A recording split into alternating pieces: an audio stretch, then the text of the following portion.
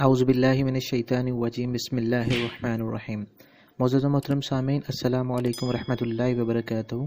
19ویں روزے کے وظائف سماعت فرما لیجیے۔ نماز فجر کی ادائیگی کے بعد سورہ جمعہ کی آیت نمبر 40 مرتبہ آپ نے تلاوت کرنی ہے۔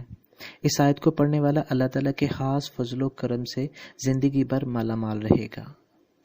نماز ظہر کی ادائیگی کے بعد سورہ آل عمران کی آیت نمبر 33 مرتبہ آپ نے تلاوت کرنی ہے۔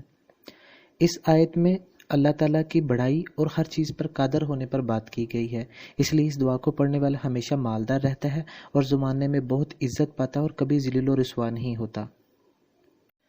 نماز عصر کی ادائیگی کے بعد نبی مکرم حضرت محمد مصطفیٰ صلی اللہ علیہ وسلم کی ذات پر بڑے خوش و خضوع کے ساتھ 55 دفعہ درود شریف ہدیتاً پیش کرنا ہے۔ اللہم صلی علی سیدنا محمد النبی الامی وعلی آلہ واصحابہ وبارک وسلم۔ اس نماز مغرب کی ادائیگی کے بعد سورہ بقرہ کا آخری رکوع آپ نے 11 دفعہ تلاوت کرنا ہے، اور عشاء کی نماز پڑھنے کے بعد صلاۃ التسبیح 4 رکعت نفل 1 مرتبہ آپ نے پڑھنے ہیں۔ صلاۃ التسبیح کا طریقہ ڈسکرپشن میں موجود ہے، آپ وہاں سے رہنمائی حاصل کر سکتے ہیں۔